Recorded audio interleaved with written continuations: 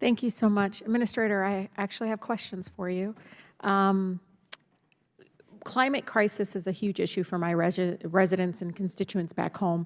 I actually grew up in a neighborhood where I thought that smell and that amount of pollution was normal. And, you know, we are now seeing every month passes, you know, new quote, hottest month on record, even this just past summer. So the horrifying truth is that our cost of climate crisis is only getting worse, no matter how much my colleagues try to ignore it. Administrator, I understand that as of last year, the GSA reduced greenhouse gas emissions from its real estate portfolio, I think by almost 60% compared to 2008 levels. Can you talk about that and what steps you all took in reaching that goal? Yeah, thanks for that question. You know, the good news is today there are so many more technologies and efficiencies that we can put into our buildings that have a huge impact. So I always talk about it as a triple win. It's a thing that is creating jobs in America. It's reducing costs because we're making buildings more efficient, which means lower energy costs, which means lower cost to taxpayers, and we're helping the climate. And so that is the sort of magic moment that we're living in right now. We hold properties for a long time, so it's I think are we the largest property owners in the United States? Yes. And so we hold properties for a long time, so it's a little bit different than you think if you're at home and thinking, do I put solar on the roof? Do I do my windows? Because what would the payback be? For the government, we hold buildings for a long time, so it makes sense for us to make these investments today, and when we do, it has an impact reducing greenhouse gases, but also saving money. We know this all makes sense for our health and everything that you talked about, economy, but you know, for my residents, it's always been about their public health and our planet that we all live in.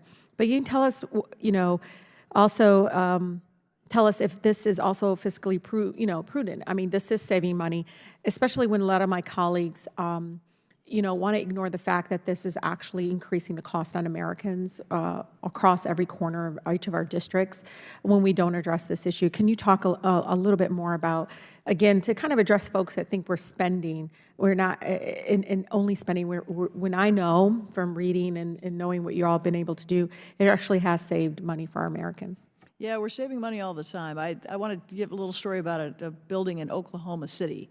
It's a federal building there that was put up after the last one was destroyed, so it was a relatively new courthouse.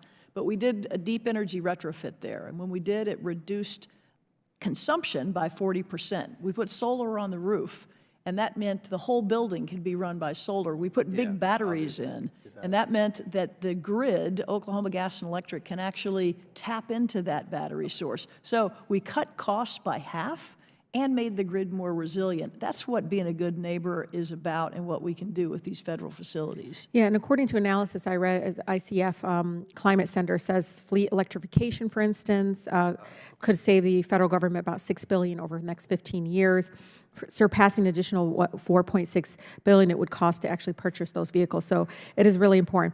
Briefly, what are some of the other ways GSA is combating the climate crisis that you didn't talk about? I love the Oklahoma model, but anything else that you all might be doing? Yeah, just last week we announced that we were investing about $2 billion across the country in 150 projects that will do a lot to reduce energy costs and reduce greenhouse gas emissions.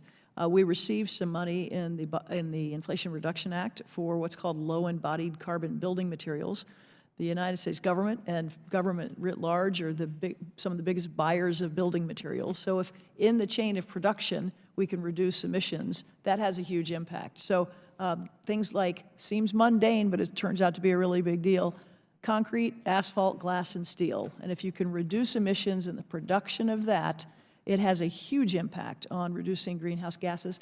And the greatest thing, I know I'm using a lot of your time, is I was out at a concrete manufacturing facility outside of Kansas City. I went to Topeka to make this announcement. And they are embedding carbon in concrete, 30% reduction straight up of greenhouse gases. And guess what? No extra cost.